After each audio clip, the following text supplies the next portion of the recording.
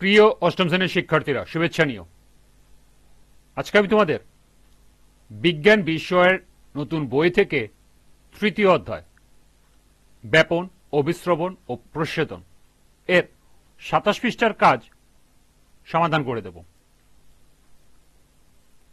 প্রথমে বলবো, যারা আমার চ্যানেলটি সাবস্ক্রাইব করো নাই তারা আমার চ্যানেলটি সাবস্ক্রাইব করবে এবং আমার সাথে থাকবে। তাহলে চলো আমরা ক্লাস শুরু করি।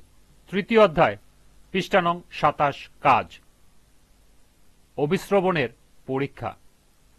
প্রয়োজনীয় উপকরণ: থেসেল ফানেল, মাছের পটকা, বিকার, চিনির গাঢ় দ্রবণ, স্ট্যান্ড ক্ল্যাম্প। পদ্ধতি: থেসেল ফানেলের চওড়া মুখটি মাছের পটকায় ঢেকে সুতা দিয়ে শক্ত করে বেঁধে দিতে হবে এবং বিকারটিকে অর্ধেক পানিতে নিতে হবে। বিকারের পানি নেওয়ার পর থেসেল ফানেলের নল দিয়ে চিনির গাঢ় দ্রবণ ঢালতে হবে।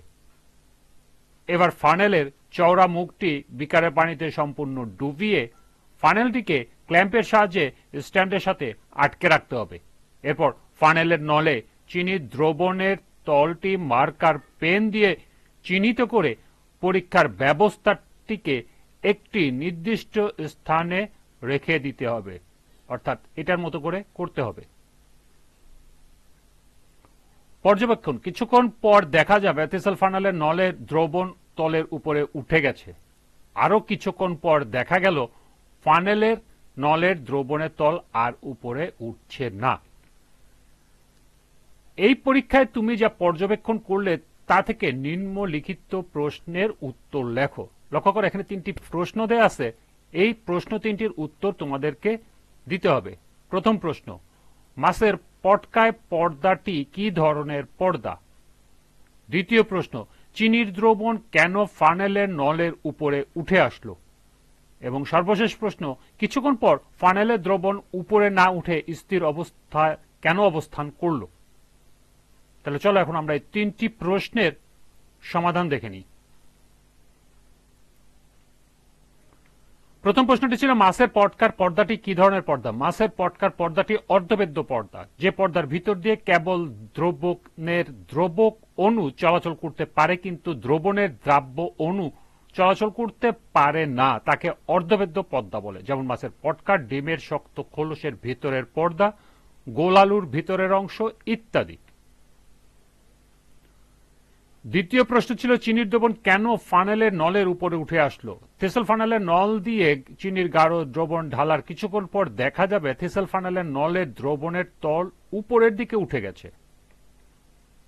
এর কারণ হলো অভিস্রবণ প্রক্রিয়া। থেসেল ফানেলের চওড়া মুখ দিয়ে বেঁধে দেওয়া মাছের পটকা একটি অর্ধবেদ্য পর্দা হিসেবে কাজ করছে। অর্ধবেদ্য পর্দার ভেতর দিয়ে কেবল দ্রবণের দ্রাবক অণু চলাচল করতে পারে কিন্তু দ্রবণের দ্রাব্য অণু চলাচল করতে পারে না। তাই বিকারের প্রাণী অভিস্রবণ প্রক্রিয়ায় মাছের পটকা ভেদ করে থেসেল ফানেলের চিনির গাঢ় দ্রবণের সাথে মিশে যাওয়ার ফলে চিনির দ্রবণ ফানেলের নলের উপরে উঠে আসে। শেষ প্রশ্ন ছিল, কিছুক্ষণ পর ফানেলের দ্রবণ উপরে না উঠে স্থির অবস্থায় অবস্থান করলো কেন? কিছুক্ষণ পর থেসেল ফানেলের দ্রবণ উপরে না উঠে স্থিরভাবে অবস্থান করে, এর কারণ হলো ব্যাপন প্রক্রিয়া। আমরা জানি দুটি ভিন্ন ঘনত্বের দ্রবণ একত্রে মিশ্রিত হলে স্বাভাবিকভাবে এদের মধ্যে ব্যাপন সংঘটিত হয়। থেসেল ফানেলের চিনির দ্রবণ অভিস্রবণ প্রক্রিয়ায় আসা পানির সাথে মিশে যায়। যেহেতু চিনির দ্রবণের ঘনত্বের তুলনায় পানির ঘনত্ব কম, সেহেতু ব্যাপন প্রক্রিয়ায় চিনির দ্রবণ পানির সাথে মিশে যাবে। যখন চিনির দ্রবণ সম্পূর্ণভাবে পানির সাথে মিশে যাবে, অর্থাৎ ঘনত্ব সমান হয়ে যাবে, তখন ফানেলের দ্রবণ উপরে না উঠে স্থির অবস্থায় অবস্থান করে।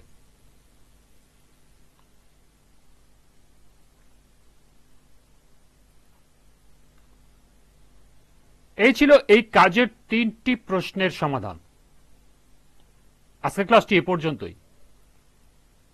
সবাইকে আবারও বলছি, যারা আমার চ্যানেলটি সাবস্ক্রাইব করো নাই তারা আমার চ্যানেলটি সাবস্ক্রাইব করবে এবং আমার সাথে থাকবে। সবাইকে পরবর্তী ক্লাস দেখার আমন্ত্রণ জানিয়ে আজকের মতো আমি এখানেই বিদায় নিচ্ছি।